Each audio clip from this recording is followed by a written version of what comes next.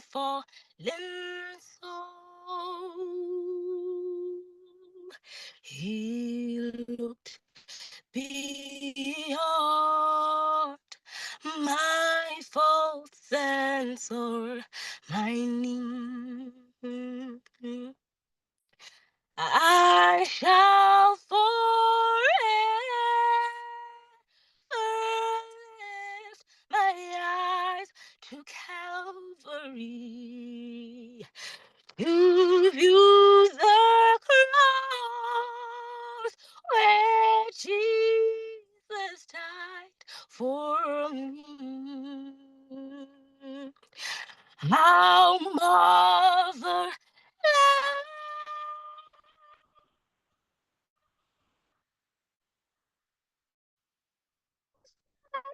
grace that called my food. He looked beyond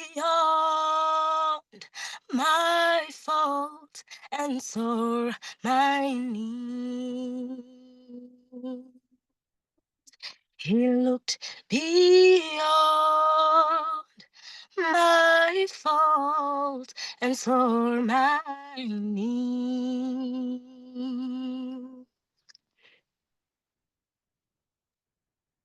Amen, Londi. Thank you very much. God bless you. Over to you, Curtis.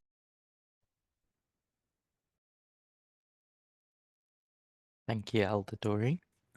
And Amen. Thank you for that lovely song. Let's open with a word of prayer. Sizovula ngomthandazo.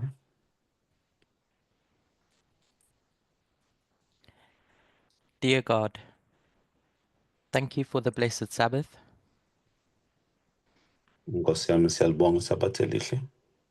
Thank you for the fellowship that we are able to have Sibonga inhlanganyelo esikwazile ukuthi sibe nayo. and the opportunity that we have to study together. Nethuba lokuthi sikwazi ukufunda sonke. I pray that the Holy Spirit may be with us Ngiyakhuleka ukuthi umoya ongcwele ube nathi. as we try to understand you better Njengoba sizama ukuthi sikuzwisise kangcono. and try to understand our place in the great controversy. Njengoba sizama nathi ukuthi sizwisise indima yethu kulo hambo lwempi enkulu. I ask for your blessing this morning Sicela ibiso zakho manje kuseni that we may be guided by you. ukuze siholwe uwena futhi. This is my prayer in Jesus' name. Amen. Umthandazo wami ngoJesu siyakhuleka. Amen. As I said earlier in my introduction, Njengoba ngishilo kuseni mangizazisa. it's a pleasure to be here with you all. Kuyintokozo ukuthi ngibe nani nonke lana. I haven't met most of you, Angikahlangani nabaningi benu. so I think it appropriate to introduce myself. Ngibona kuyinto enhle ukuthi ngizazise. My name is Curtis. I fellowship in the United Kingdom, Igama lakhe uCurtis ukhonza ke eUnited Kingdom. and I hope that sometime in the future I get the opportunity to meet you in person. Ngiyathemba ukuthi ngizothola ithuba ngaphambili ukuthi sikwazi ukuhlangana sibonane mathupha. Just as a bit of context as to what I'm doing here. Ukuchaza nje kabanzi ukuthi ngenzani kahle kahle la. I guess as many of us are aware, Njoba abaningi bethu bazi ke. last year in about April, May, June, Unyaka odlule ke ngoApril, May, June. discussions started rising up within the movement Kwaqala ingxoxo khona phakathi kwe-movement. regarding where we are in this Earth's history. Kuba nemibuzo ukuthi sikuphi ke ngomlando womhlaba. Particularly the Sunday Law Waymark. Phecelezi masibuka inkombandlela yeSunday Law. And like everyone else, Njengawo wonke umuntu, it piqued my curiosity nami ngingaba nokuzibuza vele. to try to understand what was proposed, Ukuze ngikwazi ukuzwisisa ke lokho bekulethwa and try to orient myself with regards to what prophecy says. ngikwazi ukuthi ngizame ukuhambisana naloko okushiwo isiprofetho. And so, in my own personal time, Ngesikhathi sami ke sengikhona I started looking at the events around us and what prophecy says ngiye ngabuka ke izehlakalo ezenzeka khona phakathi kwethu emhlabeni kanye nesiprofetho ngobubanzi baso. to try to understand, I guess, what had been suggested for myself. Ngizama ukuthi ngizwisise lokho beke kwavezwa ngokokwami nje. In November last year, NgoNovember unyaka odlule I had the opportunity to do a couple of presentations in the camp meeting in the UK. ngiye ngaba nethuba lokuthi ngibe nezifundo engizenzayo ke ku-camp meeting yase-UK. And I guess that marked the start of me at least publicly sharing my thoughts with regards to the Sunday law. Ke kwaba ukuqala kwami ke ukuthi ngikwazi ukufundisa kubonakala konke umuntu ke nemiqondo yami ngendlela engibona ngayo izinto. And since then, I've been developing those thoughts, but really have just been grounded on those two key ideas. Bengiloke ngiye nganda ngikhula kuleyo mqondo leyo kodwa kuney'nhlanga ezimbili engingahlala kuzo. I keep hearing not complaints, but I hear suggestions that it's hard to keep up with the different classes that I've been taking. Ngiye ngezwa abantu bakhala ukuthi kunzima ukuthi bakwazi ukubambelela noma baqhubeke namaklasi lawo ngiwayenza Because I keep doing different things. ngoba ngenza izinto ey'hlukahlukene. So today, I'm going to try to do everything in 2 presentations. Ngakho-ke namhlanje ngizama ukuthi ngenze yonke into ke kule y'fundo ey'mbili esizoba nazo namhlanje. So that if you haven't managed to watch the different classes or studies that I've taken, Ukuze ukuthi mangazange ube nesikhathi sokuthi ubukele iy'fundo lezi engizenzile ngaphambili ukwazi ukuzwisisa konke kodwa. then at least you get an idea of what it is that I'm trying to teach. Lapho ungazama ukuthola umqondo ukuthi yini kahle kahle engizama ukuyifundisa. I hope to build on these ideas as well, though. Ngiyathemba ukuthi ngingakhela kuyo le micabango le ngizoza ngayo ke namhlanje. So I just want to share my screen. Let me know if you can see my screen. Ngifuna ukuveza iscreen sami ngicela ningazisi mangabe niyakwazi ukusibona. It's visible, Curtis. Okay, thank you. Ngiyabonga. So the first thing that I wanted to do with you Into yokuqala bengifisa ukuyenza nani is that despite discussions being around the month and day, masinganayi kakhulu iy'ngxoxo eziba khona phakathi kwenyanga nelanga. I wanted to discuss the Sunday law at a more broad level, the year. Bengifisa ukukhuluma ke ngeSunday law ngobubanzi bayo unyaka wakhona. Because it's all well and true finding a specific day or month, Angasho ukuthi kulula ukuthola ke unyaka inyanga nosuku lakhona. or saying that a specific year is significant because there's a bunch of elections that take place. Noma ukuthi unyaka othize ubalulekile ngoba siyabona ukuthi izehlakalo eziningi ziyenzeka ngalowo nyaka. But I think if we have a firm grounding with regards to prophecy, Kodwa ngiyacabanga ke ukuthi masibambelele kusiprofeto sisizinzile kusona then we can know that our message is true. sizokwazi ukuthi umlazi wethu uyiqiniso. So the first part of the study is going to be about time setting. Ingxenye yokuqala ke isifundo izobe ikhuluma ngesikhathi. And then we'll move on to other themes as we progress in our time together. Sizoqhubeka nezinye iy'hloko mangabe siqhubeka ngaphambili. So as I'm sure you're all aware, since 2012, Ngiyazi ukuthi mhlawumbe niqaphele kusukela ngo-2012 publicly time setting has become a component of our message. ukukhulunywa ngesikhathi ke kubonakala wonke umuntu kube into enzakalayo ke ku-movement. The Millerite movement goes into a Laodicean condition after 1863.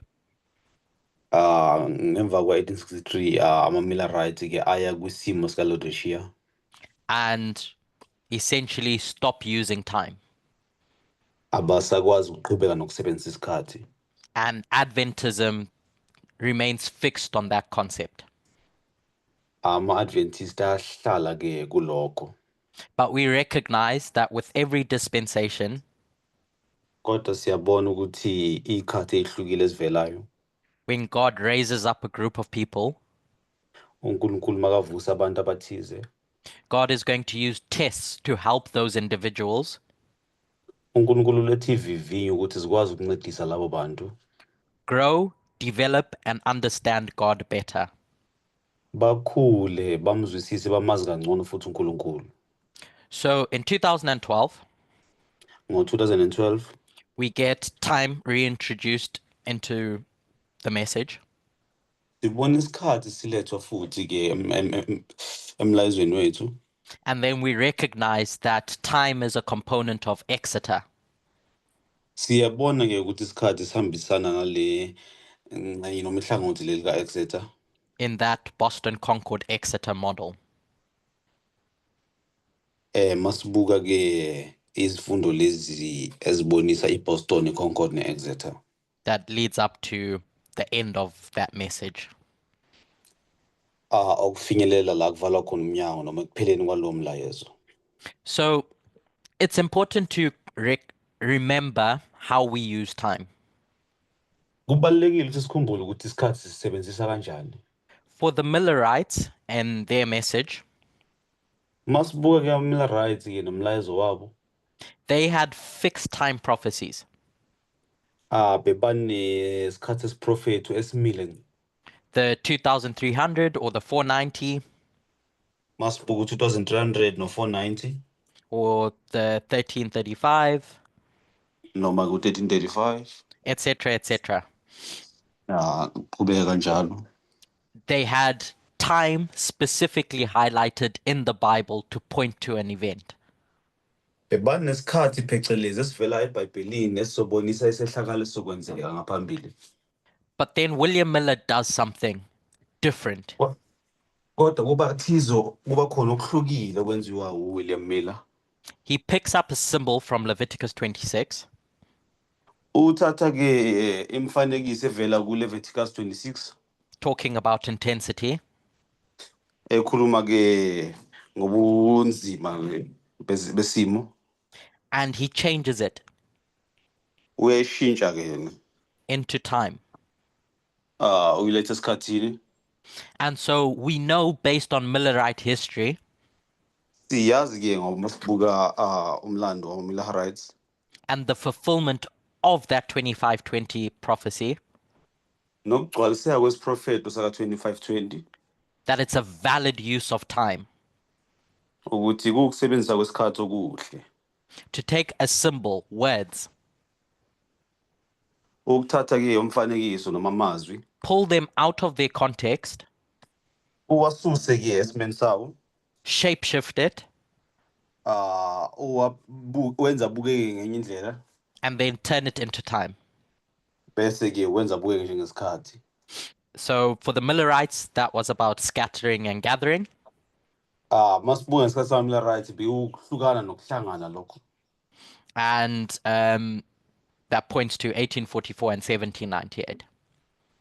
Sibona ke 1774 no 1890. Sorry, can you just repeat the times? 1798 and 1844. Or 1798 no 1884. When the two 2520s end. Masibona ke 2520 ababili ke baphela khona lapho. And so when a messenger stands up in 2012, Umlayezo masuphela ke ngo-2012 they're going to go into the books of Daniel, bazohamba ke baye encwadini kaDaniel, and then they're going to recognize that this 2520 bazobona ke ukuthi 2520 lona can be seen everywhere, ukwazi ukubonakala kuyonke indawo. specifically in the story of Daniel 5, Phecelezi masibuka isitori sika Daniel 5 with the writing on the wall. masibona umbhalo obakhona ke bondeni. Mene mene tekel upharsin. Makubhalwa ukuthi mene tekelo fasin. Daniel reads those words in the vision, uDaniel ke siboneka salwini uyafunda ke lo mbhalo and interprets that writing as judgment coming upon Belshazzar. ufunda besabe alethi incazelo ukuthi lo mbhalo lowo lethi ukwahlulelwa ke kuBelshazzar. The words themselves were related to weighing stuff. Amagama wona ngokwawo bewaletha isisindo sokubuka izinto. But he takes those words and makes application. Uthatha lawo magama ke bese alethi incazelo. And so I won't go through the maths of how you do what I'm about to demonstrate. Angeke ngilethe izibalo zokuthi lo engizokuveza kwenziwa kanjani. But essentially, a mene mene tekel upharsin equals 126 shekels. Ya kodwa ke masibuka ke lamagama athi mene tekel upharsin achaza this loku ukuthi 126 shekels. Which was a unit of measurement. Bekuyisibali siba khona ke. In other places in ancient history, Kwezinye inhlanga ke mandulo masibuka you had a different unit of measurement, which was called geras. bekunesilinganiso esihlukile ke besibizwa ngama-kera. And so it's like changing from kilograms to pounds. Kufana nokushintsha kuma-kilograms uya kuma-pounds. You multiply it by a factor, Uyayiphindaphinda ke ngenani elithize. and you recognize that it's again 2520 geras. Bese uphinde uyabona ke ukuthi 2520 keras. So 126 gets associated with 2520 U-126 imbona sekahambisana no-2520. interchangeably, Ziphinde ke zishintshane futhi. which means they're the same thing. Okuchaza ukuthi ziyinto eyodwa. It's like saying in England, 5 kgs, and in the USA, I don't know what 5 kgs equals, but in the USA, 10 pounds. Wenza ke umbonakaliso ukuthi mhlambe e-UK bazothi 5 kgs bese ke e-USA bathi 10 pounds kuba into efanayo isibonelo leso. Fundamentally, it's the exact same thing. That's what I'm trying to demonstrate. Azama ukubonisa ukuthi into efanayo into azama ukuyichaza ukuthi amanani lawa ayafana noma avela ngendlela ehlukile.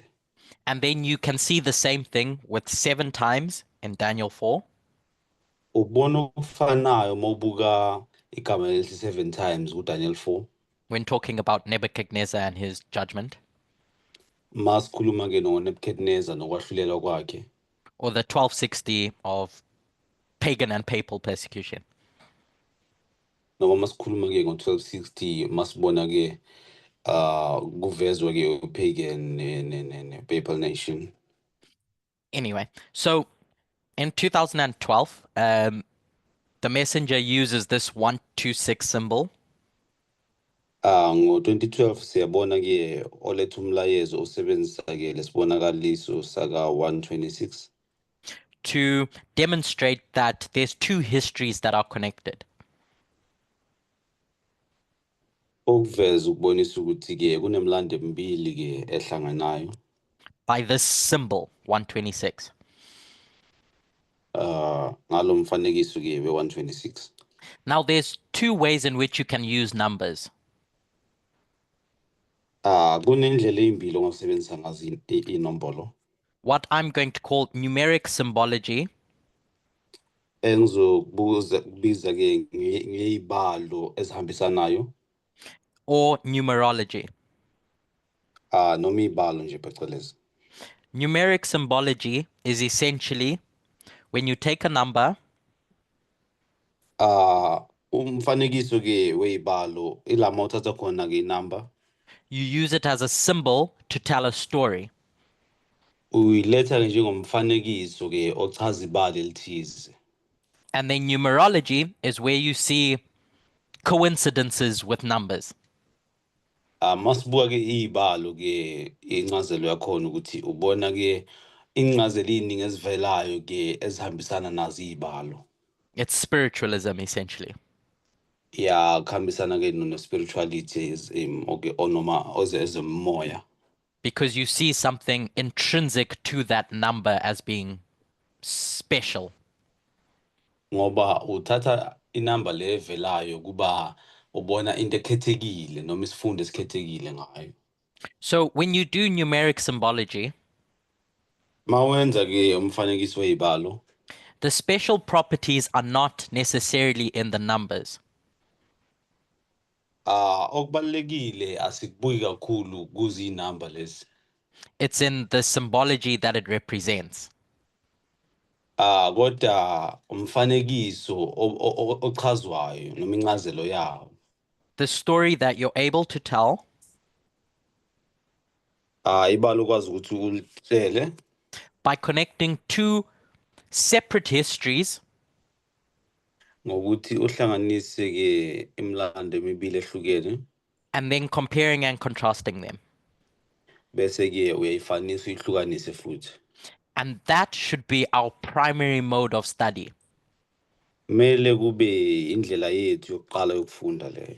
Compare and contrast, Ukuthi sibonise ukufana nokuhlukana kwento. line upon line, Umuqa phezu komuqa. because it's the safest thing that you have in your toolbox. Ngoba yinto ephephe kakhulu onayo ongayisebenzisi. Why we know that is because God is the Alpha and the Omega. Sikwazi ngani lokho ngoba siyazi ukuthi uNkulunkulu Alpha no Omega.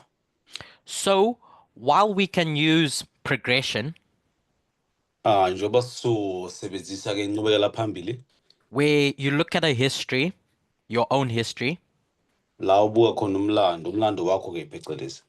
and you place the different Sunday laws that you have, Ubeke ke ama-Sunday law ahlukene akhona to try and understand this Sunday law, ukuze ukwazi ukuzwisisa iSunday law lekhona. it's not safe Akuphephile because it's open to interpretation.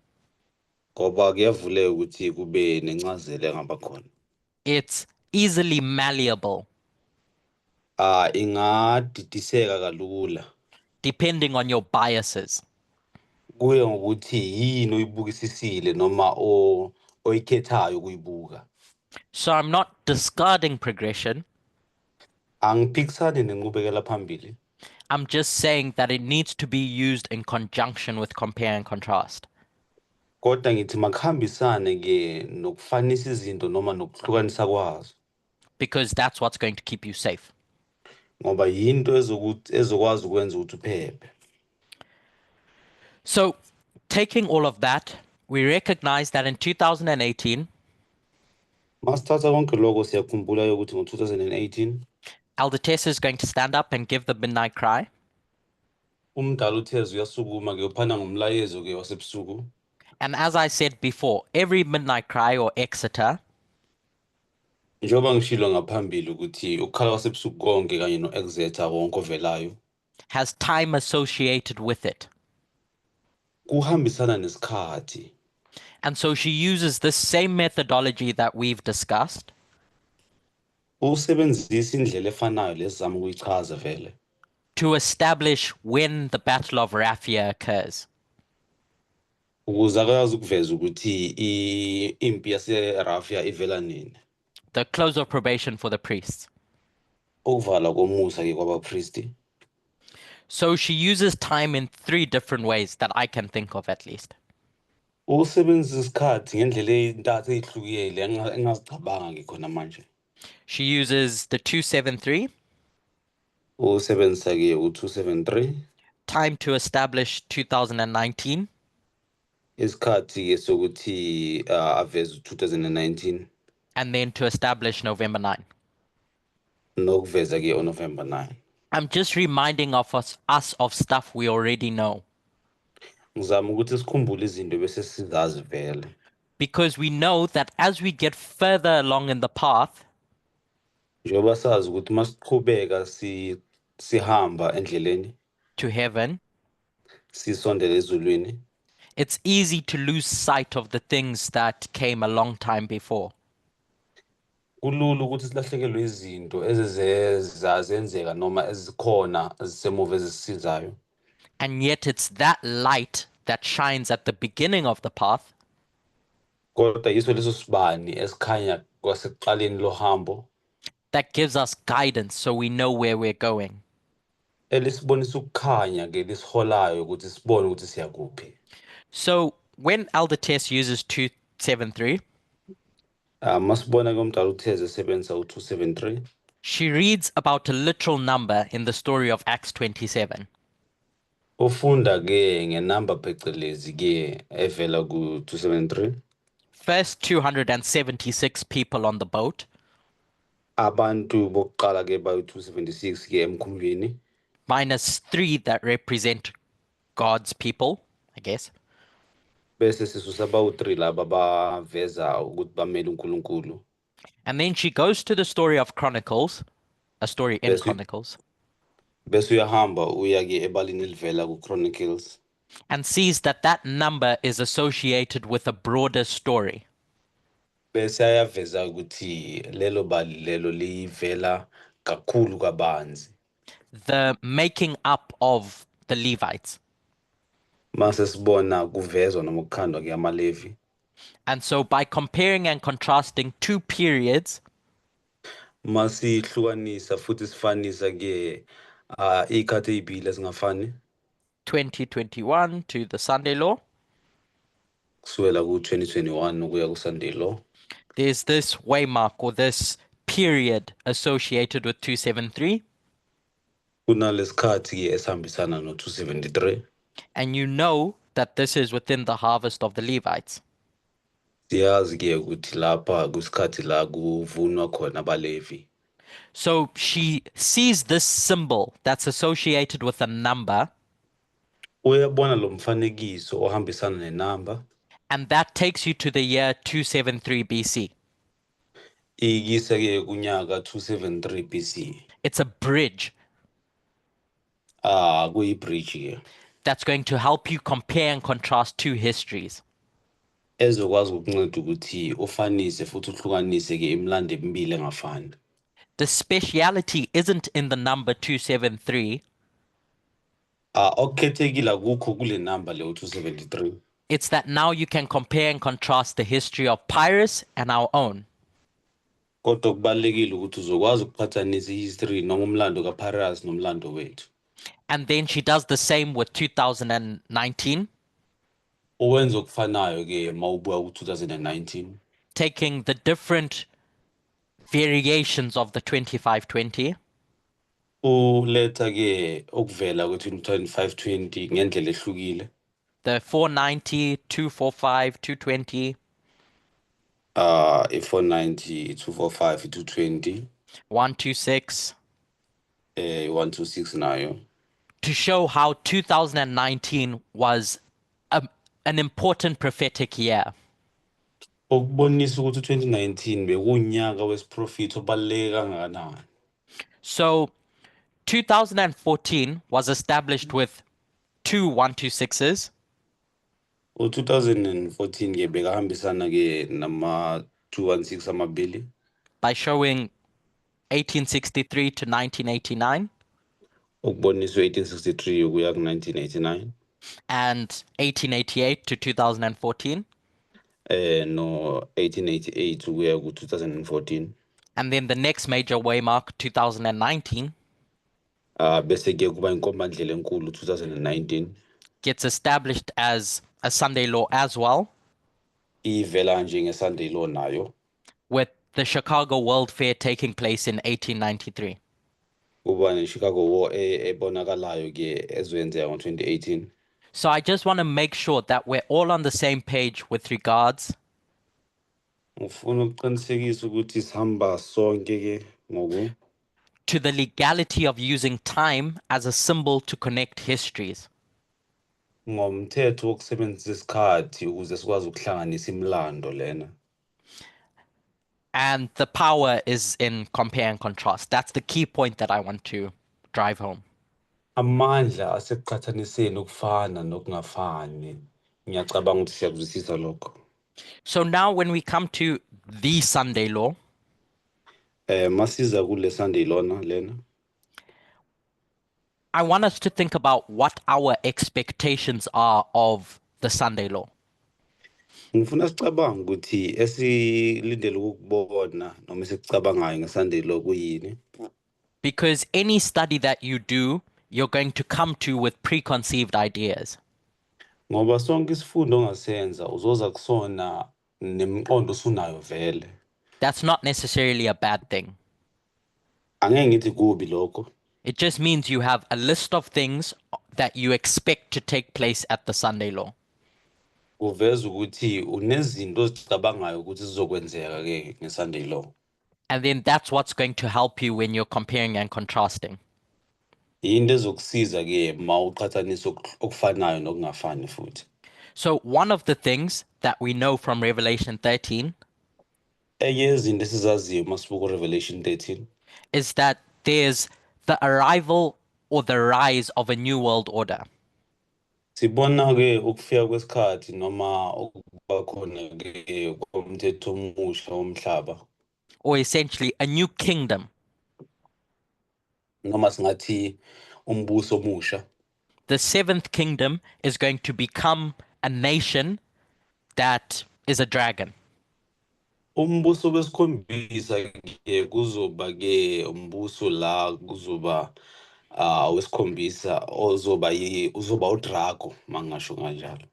And it's going to behave the same as the kingdoms prior to the sixth kingdom. Izoziphatha ngendlela efanayo kule mbuso ke eyithupha ke beyikhona ngaphambili. In the story of Medo-Persia in Daniel 11, Masibuka ke ibali ke le Medo-Persia ke Daniel 11, I'm sorry. Medo-Persia is marked as coming to its end during Xerxes' reign. Medo-Persia siyabona lethelwa ifike esikhathini sayo sokuphela ke makufika ke esikhathini ke sakaXerxes. We'll discuss this a bit further in our second study together. Sizochaza kabanzi ke esifundweni sesibili sethu lokho. But essentially, after Xerxes is defeated and Mase dies, kanqotshiwe ke uXerxes bese ayashona. there's this period of transition until you get to Greece. Khona lokhu ke imbuso iphanwa ngayo kuze kufikwe kuGreece. And it's Greece that we mark as the kingdom that rules the world. uGreece ke iwona mbuso esubala njengombuso oyahola noma uphatha umhlaba. Where Alexander the Great stands up. Lapho sibona khona uAlexander the Great ama khona. So we can mark Greece prophetically at the Sunday law. Singabuka ke sibheke uGreece ngokwesiprofethi kuSunday law. And Greece was a world superpower. Masibuka iGreece ke iumbuso obenamandla kakhulu emhlabeni. Where the other nations before it weren't. Masibona ke izizwe ezinye ngaphambi kwazo bezinganamandla lawo afana nayo. I want to read a bit of history about the year 1898. Ngifuna ukufunda umlando thize okhona ke ngo-1888. 98, sorry. 1898. All within the context of comparing and contrasting two histories. Masibuka ke imlando emibili ke siqhathanisa sifanisa futhi. So this is taken from the State Department's website in the USA. Sibona ke lokuhambisana ke ne-department yase-USA ke ehlanganyela namanye amahlangothi. They have a page where they tell you history about America. Kunalapha kutshela khona ke ngomlando weMelika. I'm going to paraphrase the quote. Ngizozama nje ukuyichaza nje ngishesha. I've pasted it in the chat as well. Ngiye ngayifaka ke ey'nkundleni zokuxhumana. It says the global equilibrium Kuthiwa ke ukuhlangana ke lokukhulu kwe-global equilibrium, which had given rise to America being able to grow, yasiza ukuthi i-America ivuke ikhule kakhulu, changed yasishintsha futhi because there was a specific war that took place in 1898. ngoba kube khona impi phecelezi eyaba khona ke ngaleso sikhathi.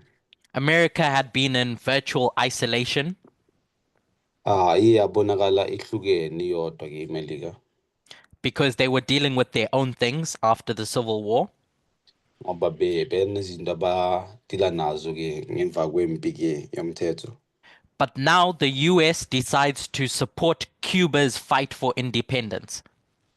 E-US ke yabe ke isisekela ke iCuba ukuthi ikwazi ukulwela ukuthi izimele. And so they go into this struggle with Spain over the fate of that island, Cuba. Base bexabana ke noSpain balwela ke indawo leyo iCuba. And so America changes from being traditionally liberal nationalist iMelika iyashintsha ke njengoba ke beyihambisana nobuliberal. what it meant by that was in focusing on its own things Engakuchaza ngaloko ukuthi bengasabuki into zayo and now stretching its arm across the world. manje ke ithatha ke isandla sayo iyasilula ke kuye emhlabeni. And it had far-reaching consequences. Kwaba khona ke okungakuhlanga ke okukhulu okuvelayo. There was a treaty that was signed in Paris, Kune-treaty ke yasayinwa khona eParis which ended this civil war that was taking place. eyaqeda umthetho lo noma impi yomthetho beyikhona. And Spain is going to give up all their territories to the USA. iSpain sasesinikezela zonke indawo zayo ku-USA. And America now is going to be marked as a colonial power. iMelika ke ivela njengamandla ke we-colonial. Where it wasn't before. Bekungenjalo ke ngaphambili. I'm going to read this one as it says. I'll send it into the chat. Ngizofunda lena njengoba ifundeka ngaleyo ndlela ngizoyithuma ke ey'nkundleni zokuxhumana. This is taken from Vox website. I'm sure you're all familiar with it. Ithathwe ku-Vox website ngiyacabanga ukuthi niyijwayele. If there was a single moment when the US became a global power, Mangabe kwaba khona isikhathi esithize phecelezi la e-US yaba ihlangothi eliphethe amandla amakhulu. it was the war with Spain. Engenkathi kuba nempi ke neSpain. The Spanish Empire had been crumbling for a century. Ke ibutho lase-Spain ke beliphelelwa amandla isikhathi eside. And there was a ferocious debate within the US Bekuba khona ke ukuxukusela ke phakathi e-US over whether America should become an imperial power to replace it, Spain. ukubuzwa ukuthi ngabe iMelika ke ifanele ukuthi ingathatha noma ithathe indawo yayo ke eSpain. I'm not going to read the rest. Angeke ngifunde konke But you can research this history a bit more in your own time. kodwa ungabuka lo mlando ke kabanzi mawunesikhathi. But essentially, this Spanish-American War marked a turning point for the US. Kodwa ke iSpanish lesi sibonakalisa ukushintsha okuba khona emhlabeni masibuka ke okuhambisana ne-US. Because now it's going to behave differently than it did before. Ngoba manje i-US izoziphatha ngendlela ehlukile kunakuqala. And all the other world superpowers at the time, Spain, England, Amanye amagatsha anamandla kakhulu ke njengabo Spain nabo England are going to look to America as a big player on the block. azobuka nje iMelika ke njengomdlalo omkhulu ke kulo kudlalo okukhona. In a book called From Colony to Superpower, Kuncwadi ebizwa ke kusukela ukoloni kuya ke ku superpower noma amandla amakhulu. the author says the following. Umbhalo uchaza ke lokhu. talking about the War of 1898. Ukukhuluma ke ngokulwa kwa 1898. 1898. America transformed its foreign relations, and that happened in 1890s. Ngo-1890s ke sibona ke iMelika ke ilwa ke nezizwe thizeni. And then skipping down to the last sentence. Mangiqhubeka ke ngiya lapha phansi ekugcineni. At the same time when America was doing all this, uMelika nkathi yenza konke lokho, its methods and the rhetoric used to justify this war indlela beyisebenzisa ukuthi izame ke ufikela impilo yayo, and its desire to expand beyond the shores of America nesifiso saso ukuthi ibe ngaphezulu kuyo yonke imikhakha ekhona eMelika, followed logically from earlier patterns. ilandela ke indlela beyizenza eqaleni noma beyizihamba, built on established precedents and gave structure to the blueprint drawn up by James G. Blaine in the previous decade.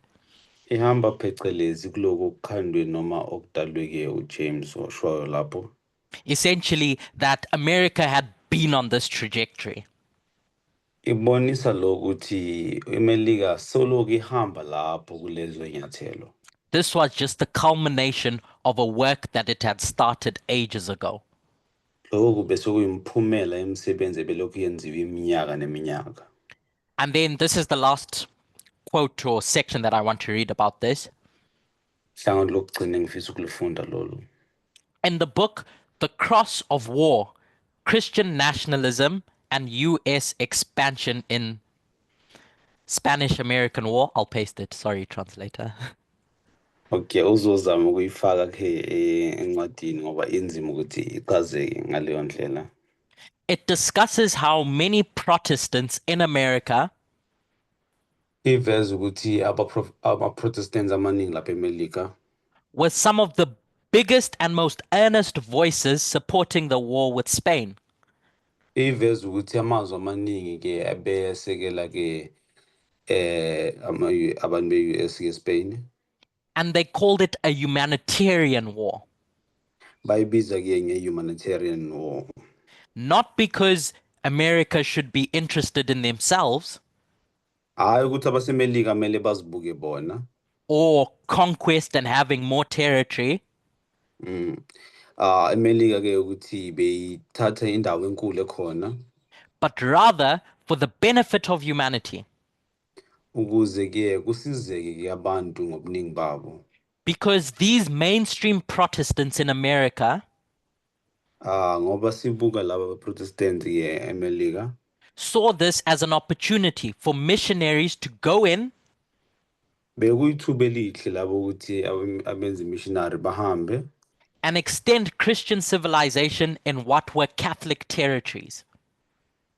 ukuze bachaze noma baveleze obekwenziwa amaKristu ngaleso sikhathi. So for Protestant leaders and Protestants in general, Masibuka ke abaholi bama-Protestants noma ama-Protestants wona ngokwawo. this war took on a different meaning.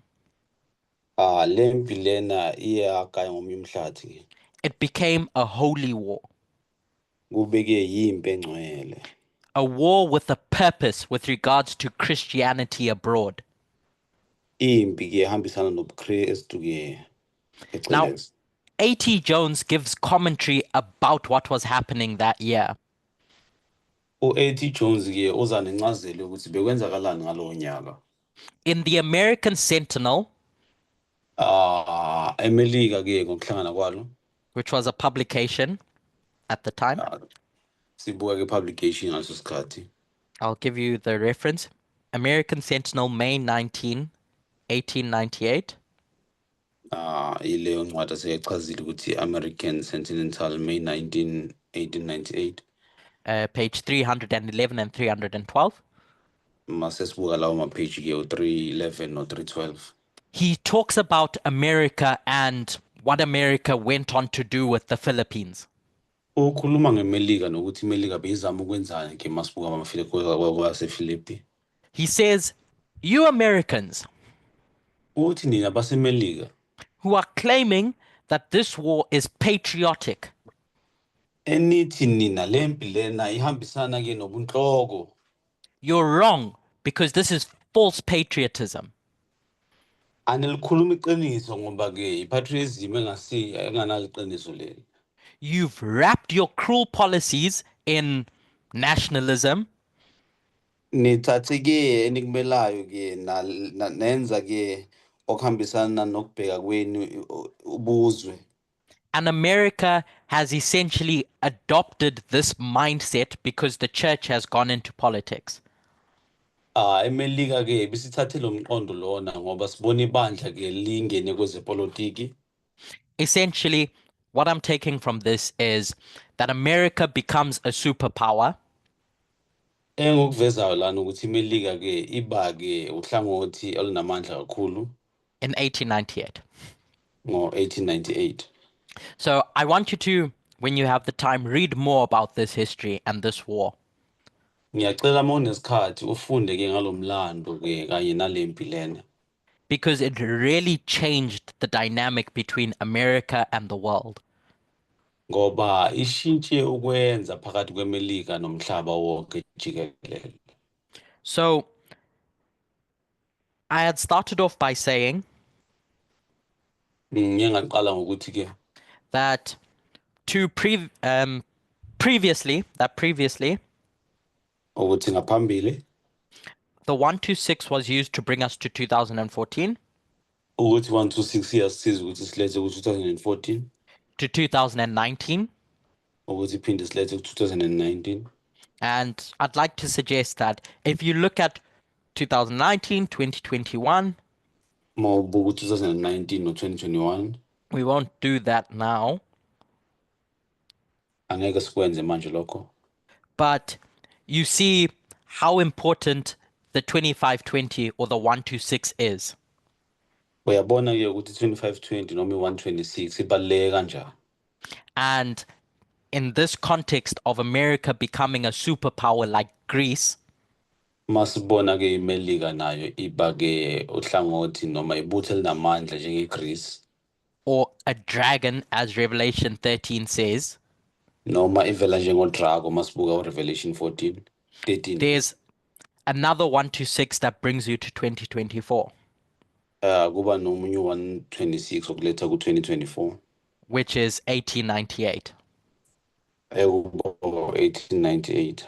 And so you need to ask yourselves whether we can do this and whether this is a valid way Kumele uzibuze ukuthi siyakwazi yini ukwenza lokhu nanokuthi indlela eyiyona ke esingakwenza ngayo. to time set and orient you with regards to where you are. Ukuthi ke sibheke isikhathi bese sikhambisa nesikhathi ukuthi ukwazi ukubona ukuthi ukuphi. As you compare and contrast histories. Ngoba uma uqhathanisa ke ufanele uhlukanise ke imlando. Now, in 2018, Uma ubuka 2018 Aldetes used the various symbols that we have in prophecy umdala utheza usebenzise ke imbonakaliso ehlukene esikhona esinayo ke kusiprofetho. and so I want to go back and use those same symbols Ngifuna ukubuyela emuva ngisebenzise ke leyo mfanekiso nami to demonstrate why I think 2024 is the year of the Sunday law. ukuthi ngikwazi ukubonisa ukuthi kungani ngithi 2024 isikhathi ke seSunday law. And not 2025 or 2023, Ngathi ku-2025 noma 2023 but 2024 specifically. kodwa phecelezi u-2024. I'll explain at the end why I think doing this is important. Ngizochaza ekugcineni ukuthi kungani ngicabanga ukuthi lokhu kubalulekile. But essentially, the 220 Kodwa kubalulekile ke u-220 takes you to the year 1804. ikusa kunyaka 1804 And after Napoleon Bonaparte's revolution, mase sibona ke revolution edlulile kaNapoleon Bonaparte he crowns himself Emperor of France. uzithatha ke yena uzibeka ke njengophethe ke empire France, which France. marks the start of the first French Empire. Ebonakalisa ke ibutho laqala khona ke lase-France. We know that we already make parallels between Napoleon and Trump. Siyazi ke ukuthi siyaqhathanisa sibuke uNapoleon noTrump. But more specifically, Napoleon marked at the Sunday Law. Kodwa phecelezi masibuka uNapoleon simbeka kuSunday Law. The second is the 151. Elandelayo kuba 151. I forgot to mention at the beginning Ngikhohliwe ukusho ekuqaleni how the 151 can be demonstrated as relating to Mene Mene Tekel Ufasin as well. ngikhohliwe ukuchaza ukuthi 151 angahlanganisa noma aqhathaniswe kanjani noMene Mene Tekel Ufasin. But in 1873, Kodwa ngo-1873 in May, ngoMeyi there was the peak of what was called the Culture Kampf. bekunaloko kubizwa ke i-culture kampf, which was essentially, it translates to cultural struggle. mase lethi incazelo yakhona ke ukuthi bekunenkinga ke yamasiko. This cultural struggle was a series of policies that was put in place Lamasiko lawa inkinga yawo ukuthi bekunamapholisi lawa bekiwe ke emthethweni. by the Chancellor of Germany at the time, Laba baphethe ke eGermany ngaleso sikhathi leso. because he wanted to reduce the political and social influence of the Catholic Church. Ngoba ke bekefuna ukwehlisa ke izinga lokuphatha ke kwalaba seCatholic. So when Germany was unified in a few years prior, eGermany ke ngathi ihlanganiswa ke nge-US Empire. you had a division between the North and the South. Bekhona ke okubonakaliswa okuba khona phakathi kweningizimu ke nenyakatho. The North was predominantly Protestant, Enyakatho ke beyibonakala iphezulu yona. and the South was predominantly Catholic. Enyakatho iningizimu yona behambisana ke nabaseCatholic. And so Bismarck viewed Catholicism as a potential threat to national unity. Yabona ke iCatholic njenge into ezoba nobungozi ke ekuhlanganeni kube nobumbano olukhulu. Because the official Catholic Church in Germany Ngoba ke ibandla laseCatholic ke basibuka eGermany pledged allegiance to the Pope in Rome, not just the German state. bebahlonipha ke uPope ke Rome, not nje abaseGermany bona. And so in May of that year, uMeyi ke ngalowo nyaka lowo the ministers in Germany abebaphethe ke eGermany are going to put in place state control over the Catholic Church in Prussia. baletha ke ezombuso ukuthi zikwazi ukuthi zibe zihola ke ibandla laseCatholic.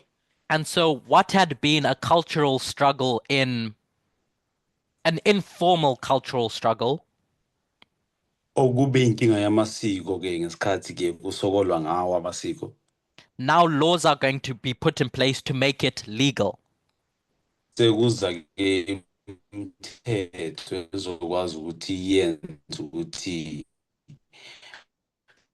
makube njalo. Essentially, they're going to legalize this persecution of the Catholic Church. Bazowenza ukuthi kube semthethweni ke ukuhlukunyezwa kwabantu ke ngokweCatholic noma ngebandla laseCatholic. So I just want to take the concept of a culture war and bring that to 2024. Ngifuna ke ukuthatha ke lokhu kokulwa ngokwesiko ukulethe ku-2024. The next number or symbol that we have is the 110. Inamba elandelayo esiba nayo ke 110. And that brings us to 1914. Esiletha khona ku-1914. And that was the year when World War I started. Ilapho ke khona ke i-World War I iqala khona. When the Archduke is assassinated. mase bakhishwa ke lapha educator. The next number is 63, Inamba elandelayo 63 which brings you to 1961. esiletha ke kunyaka u-1961. And in 1961, the Berlin Wall was erected. Ngo-1961 ke sibona iBerlin Wall ukuthi iyavuswa. So when you look into prophecy Mawubuka iProphecy, and you look at the Alpha and the Omega, masubuka ke i-Alpha futhi ne-Omega, one of two things can happen. okunye kokubili kungenzeka. Either you see the same thing Kungenzeka ubone into efanayo or you see the opposite.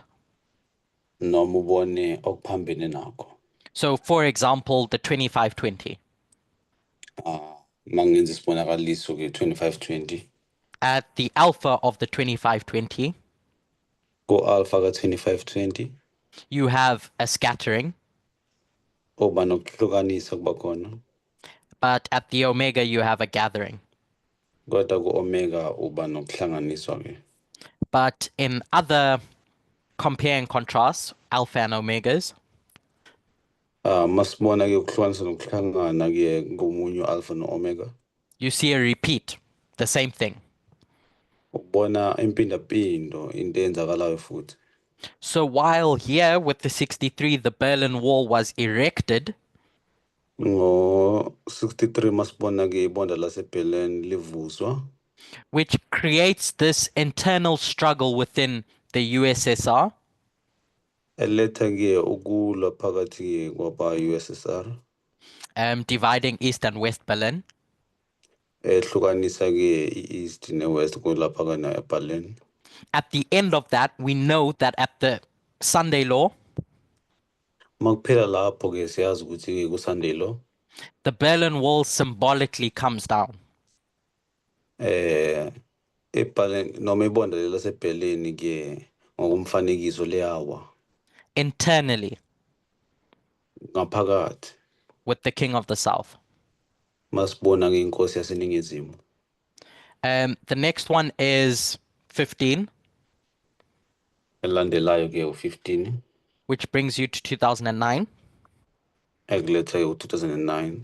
In 2009, we had what was, I think if you can all brings your minds back to the swine flu.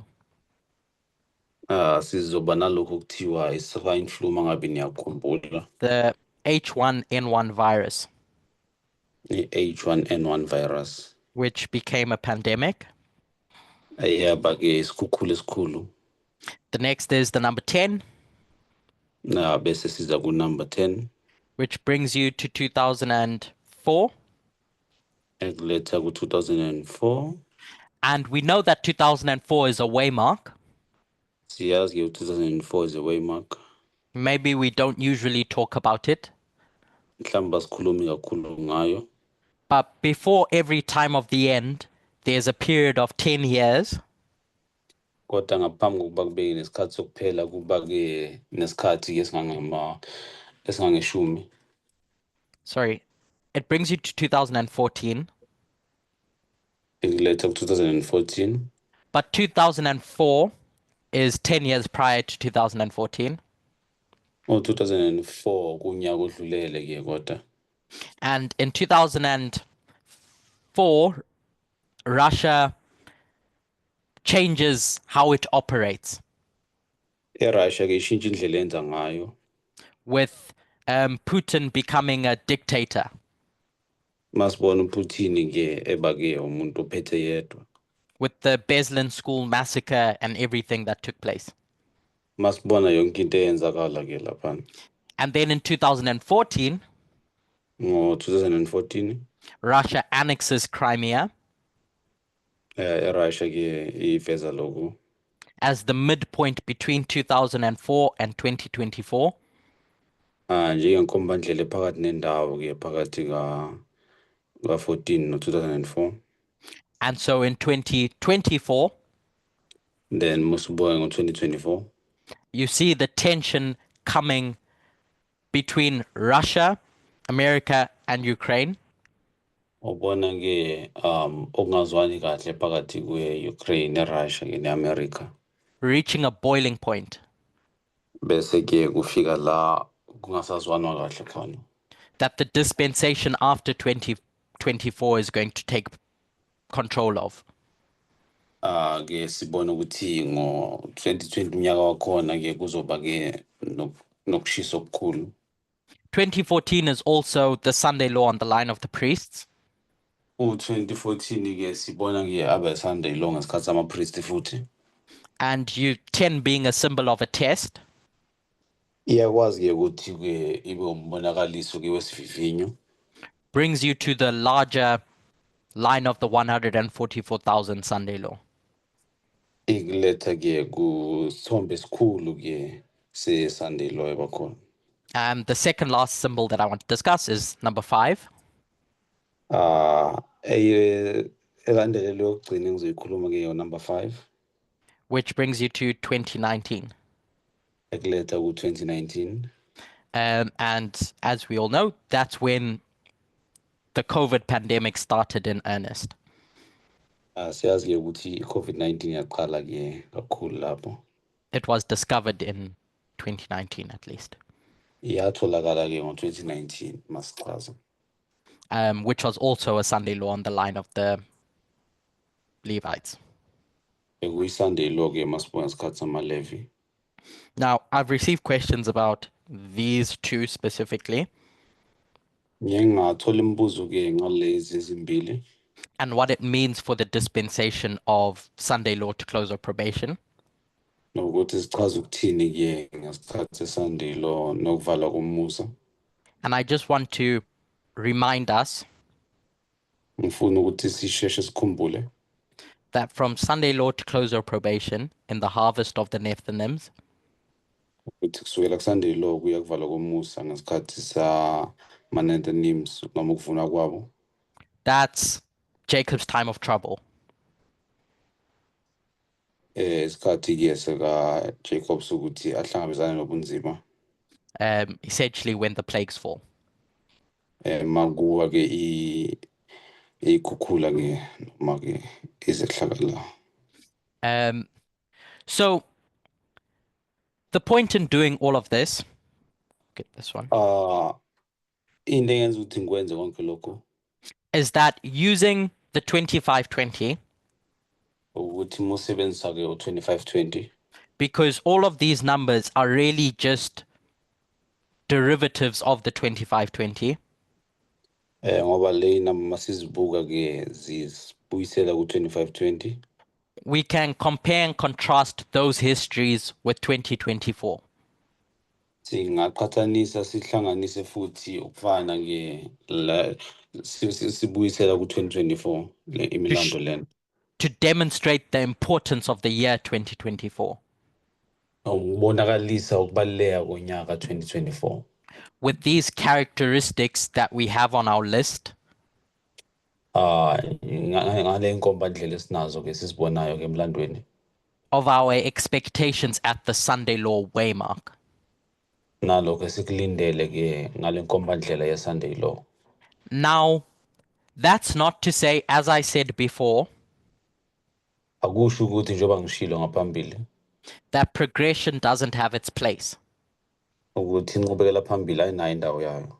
Because using all of these 1 to 6s to go back into history, Ngoba ukusebenzisa ke lama 1 to 6 ukuthi sibuyele emuva. 1863, 1888, 1863 no 1888 1895, 1898, or 1895 or 1898. we can see a story developing as well. Siyabona ibali likhula ke livela. And in 1863, we know that that was the midpoint of the Civil War. Ngo-1863 siyazi ke ukuthi bekuyinkombandlela ephakathi nendawo ke yokulwa komthetho. But out of the battles of Gettysburg and Vicksburg in 1863, Masibuka impi ke beyikhona uGettysburg ke noVicksburg ngaleso sikhathi 1863. America started unifying again iMelika siyibona ibumbana ihlangana futhi because the union was restored. ngoba ukuhlangana kwaphinde kwalungisiswa futhi. And so this sets the stage for the US to emerge from the war Iletha ithuba lokuthi ke iphakame ke-US makusuka empini lapho. as this centralized industrialized power. Njengalamandla khona ke avela yaphethe. And then as the years progress, Njengoba ke iminyaka iqhubeka. in 1888 we have the culture war that we're all familiar with. Ngo-1888 sinempi ke yesiko esiyaziyo vele sonke. With regards to how the constitution became Christian Ehambisana nokuthi ke i-constitution yaba nobuKristu kanjani. and that the Sunday laws were really part of this broader culture war. Nanokuthi Sunday law ke bingahambisani ke nezimpi lezi ke zosiko. In 1893, Ngo-1893 we had the Chicago World Fair, in Chicago World Fair. and it wasn't just a fair, or the controversy wasn't just about Sunday laws, Ukulwa ke bekungahambisani kuphela ke nama-Sunday law. but this World Fair that took place in 1893 Kodwa ke elifele ethathe isikhathi ngo-1893 was an opportunity for America to demonstrate American exceptionalism. bekuwukuthi bamukeliswe ke America ke ngokuziphatha kwayo nokwenza kwayo.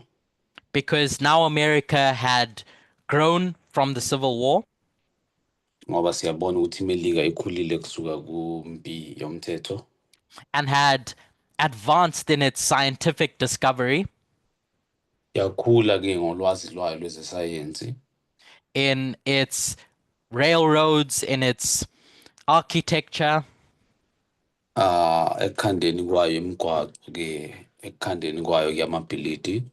So this World Fair was an opportunity for America Bekuyithuba elikhulu ke makulwa lokhu ukuthi iMelika yona to demonstrate the vision for America ukuze ikwazi ukubonisa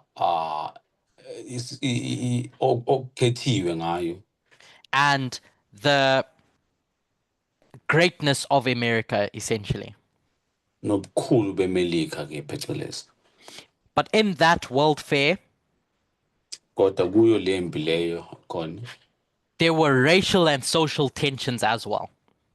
bekukhona ke ukulwa ke kokucwasana ke ngobuzwe nobulili.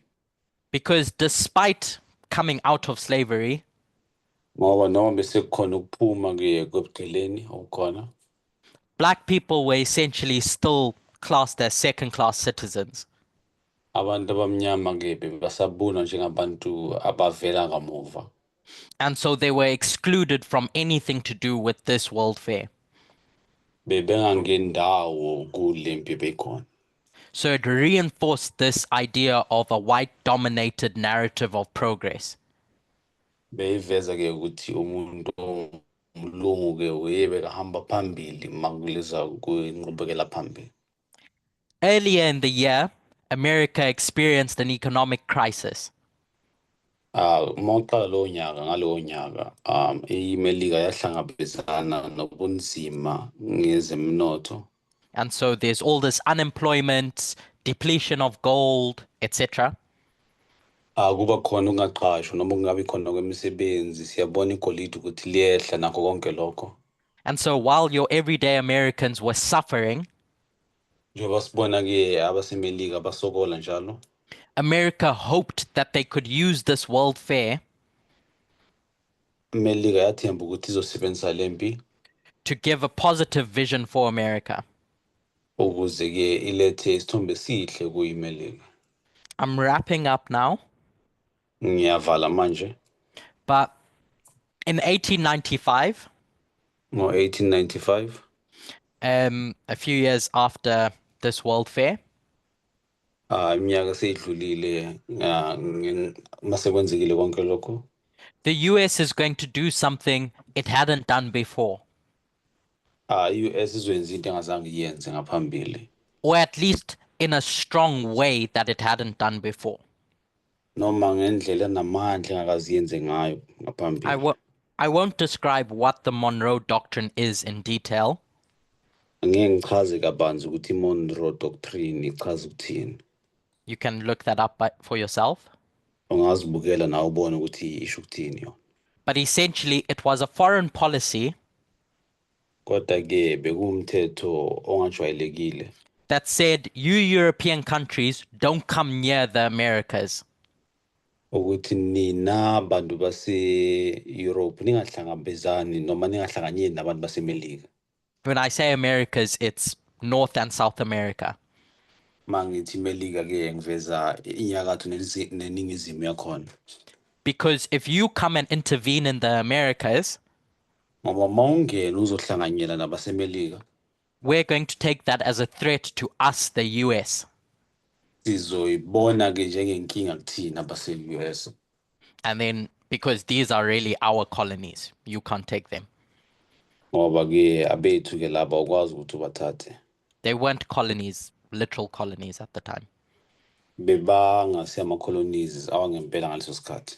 But in 1895, Ngo-1895, there was this crisis that took place in Venezuela. bekunale nkinga eyaba khona eVenezuela. And America is going to invoke the Monroe Doctrine. iMelika izoveza-ke i-Monroe Doctrine. And tell Britain to go away Bese itshela eBritain ukuthi mayihambe because you're on our turf now. ngoba-ke usendaweni yethu manje. And then I've already described 1898, Bese ngichazile-ke u-1898 where America now becomes this empire or the superpower. njengoba-ke iMelika iba-ke ilebutho elinamandla.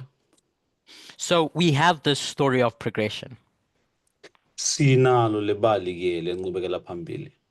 From 1863 and the various steps America took, Kusukela ngo-1863-ke ney'nyathelo ey'balulekile eyayithatha iMelika to become this superpower in 1898. ukuze izoba yile butho elinamandla ngo-1898. And then once you lay that over our line, Masuhambisana-ke nomugqa wethu and you have 1989, 2014, bese ubuka 1989, 2014, 2019, 21, and 2024. bese-ke uba no-2019 no-2021 bese kuba u-2024.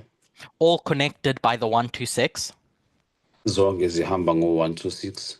You can see that from 1989, Uyabona-ke ukuthi kusukela ngo-1989 there's been this undercurrent within the US, kuba ne-undercurrent-ke ku-US. a different vision with regards to who America should be.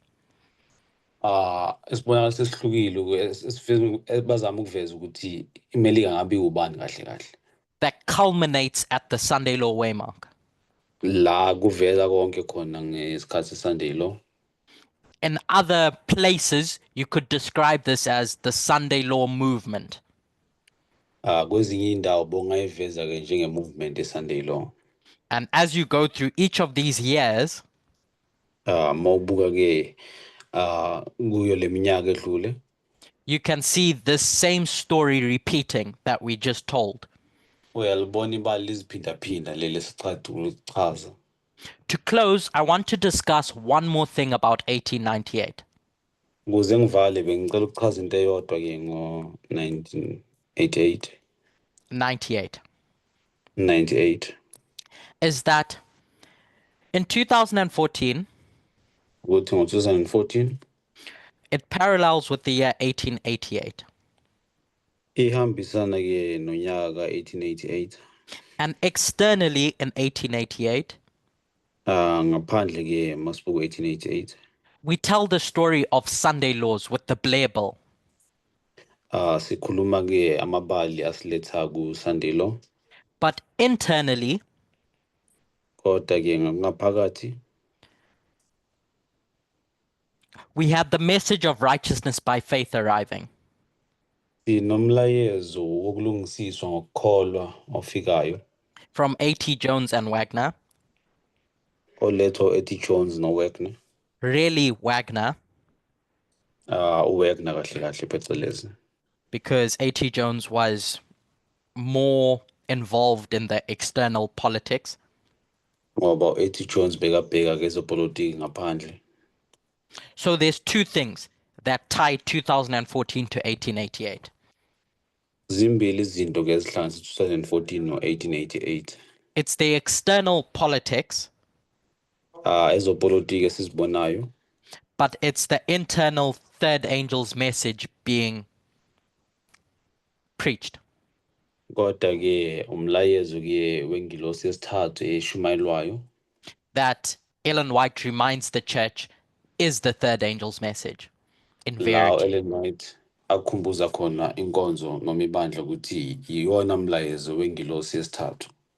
In the same breath, 10 years later, Masibuka ngokufanayo ke iminyaka edlulayo eyishumi, we've discussed the significance of 1898 externally, sibona ke ukubaluleka kwa-1898 masibuka ngaphandle and its connection to 2024.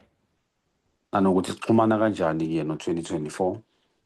But internally, in 1898, Kodwa masibona ke ngaphakathi ku-1898 after A.T. Jones, Wagner, and Ellen White were separated, ngaphambi kokuba kuthi u-Ellen White, uWagner no-A.T. Jones bahlukane. if I'm not mistaken, Ellen White had been sent to Australia by this time. Mangingaphazami u-Ellen White uye wayiswa ku-Australia ke ngalesikhathi. And so she's going to write a book, Uzobhala incwadi ke. one of her most influential books, really, Enye incwadi yakhe enamandla kakhulu which is going to be a repetition of this message by righteousness by faith. ezoba impindaphindo yokukhuluma ke ngokulungisiswa ke ngokukholwa. She had started her work many years before, Uqala umsebenzi wakhe iminyaka edlule ngaphambili, but it culminates in this book about the life of Jesus.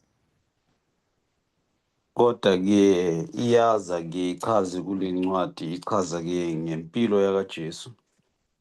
And so Ellen White wants to establish in the minds of God's people U-Ellen White ufuna ukuveza ke ey'ngqondweni zabantwana bakaNkulunkulu that the message of Jesus and their righteousness ukuthi ke umlayezo kaJesu nokulunga kwabo is fixed with the third angel's message. ihambisana noma imile kumlayezo wengilosi yesithathu.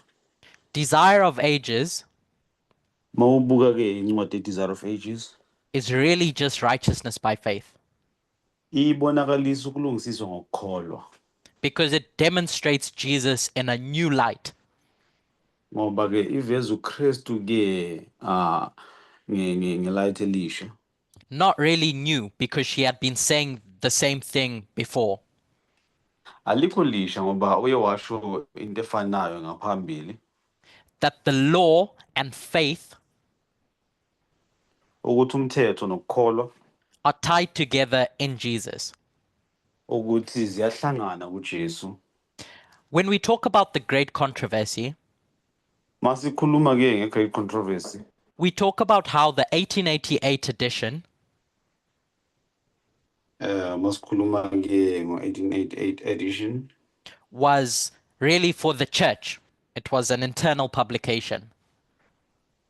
beyenzelwe ibandla ke bengenzelwanga ukuthi wonke umuntu ayibone. And the 1911, I think it's 1911, Mase sibuka le ka-1911 was an edition for the world. ke yona beyenzelwe umhlaba wonke ke.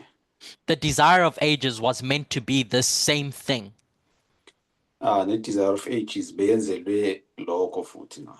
where the message from A.T. Jones in 1888 was for the church, Lapho sibona khona ukuthi umlayezo ka-A.T. Jones ngaleso sikhathi bekuwumlayezo webandla.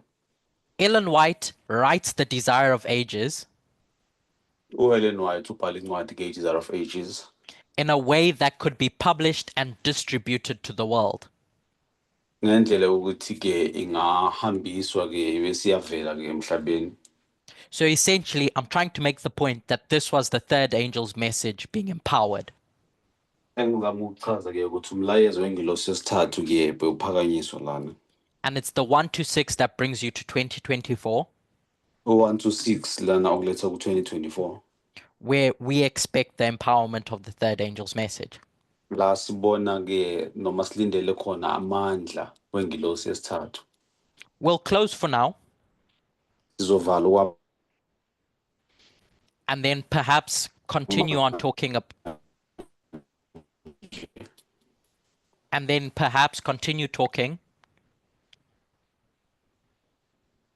noma-ke bese siyakhuluma ntambama about what it means for Christ in you, the hope of glory, to be the third angel's message empowered. ukuthi-ke uKristu kuwena uchaza ukuthini makazokusiza-ke ukuthi uphakame. So just a quick recap. Ukuthi nje ngifinqa ngokushesha. We discussed time and how it's used, Sisakhuluma ngesikhathi nanokuthi sisetshenziswa because kanjani. I wanted to set the stage for establishing 2024 as the Sunday Law year, Ngoba-ke ngifuna siveze ukuthi i-Sunday Law ngo-2024-ke ivela njani. so that when we start discussing months and days, Mase siqala-ke sikhuluma-ke ngamalanga-ke ney'nyanga. we know it's 2024 and not 2025 Siyazi-ke ukuthi 2024 akusuke 2025 or 2026 or whatever other year. noma ngabe imuphi unyaka. And then from that, we went through the different histories, Sesaya kwimlando ehlukahlukene that connect 2024 with the past. ehlanganisa-ke u-2024-ke nomlando odlule.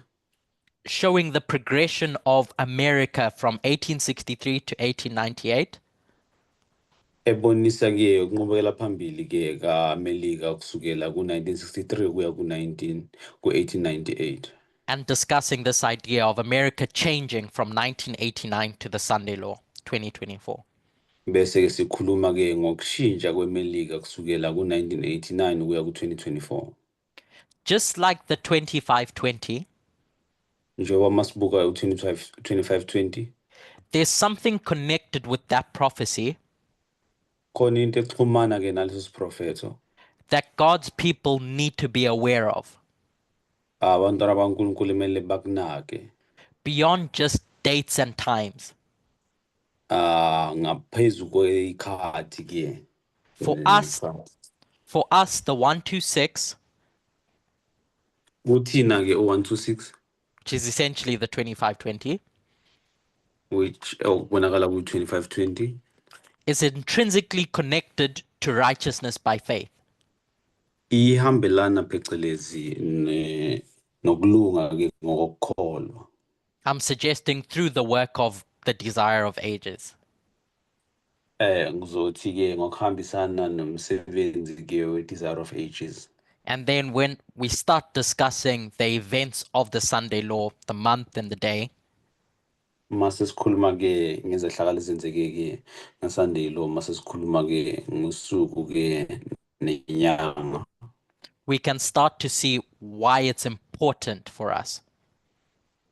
Siqala ukubona ukuthi kungani kubalulekile kuthina. Just a reminder, Ukuthi ngize sikhumbule because often it's easy for us to get lost in the politics. ngoba kulula ukuthi silahleke-ke kwezopolitiki. That in 1844, Ukuthi ngesikhathi ka-1844 it marked the investigative judgment of the dead, iyaveza-ke investigating judgment ke yalaba abashonile. The Sunday law marks the investigative judgment of the living. iSunday law ke iveza ke ukwahlulelwa kwalaba ke abaphilayo. I'm suggesting tied to the desire of ages, Christ in you, the hope of glory. Ngizama ukuveza ke ukuthi a desire of ages ke uKristu kuwena ke ithemba ke lokuba mkhulu. I'm not bringing this point to preach. Angilethi ke lephuzu ukuze ngishumayele. Only because someone asked me recently, why does it matter where we mark the Sunday law?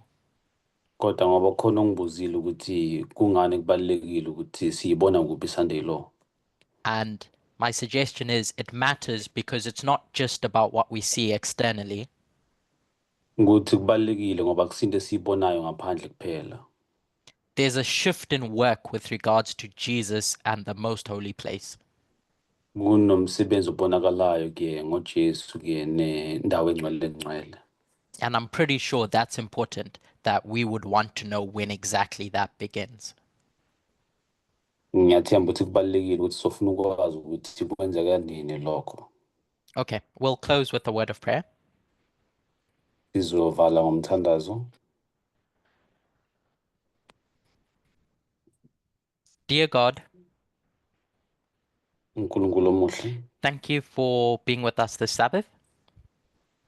siyabonga ukuthi ube nathi kule Sabatha. Thank you for being a God that cares enough Sibonga ukuthi ube uNkulunkulu onakekelayo to explain things to us ukuthi ukwazi ukusichazela izinto. and not just goes about your business as a God. Hayi ukuthi wenze izinto zakho njengoNkulunkulu kuphela. I pray and ask Ngiyakhuleka ngiyacela futhi that we may come to grips with what it means for Christ in you, the hope of glory, ukuthi sizwisise ukuthi uKristu kuthina ke ithemba elikhulu. as we recognize the external events that give us direction, Njengoba sibona ke izehlakalo zangaphandle ezisipha ke inkomba noma ukuphumelela phambili. we may not forget the internal message of the desire of ages. Ingakhohlwa ukubaleka ke kwemlayezo waphakathi ke we-desire of ages. This is my prayer in Jesus' name. Umthandazo wami ngoJesu siyakhuleka. Amen. Amen. So I'll hand over to Elder Doreen.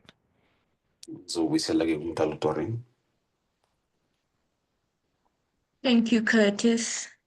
Thank you so much for allowing the Lord to show you these things. Such amazing insights. And I hope that we've all been nourished spiritually and established in the faith, that we will be able to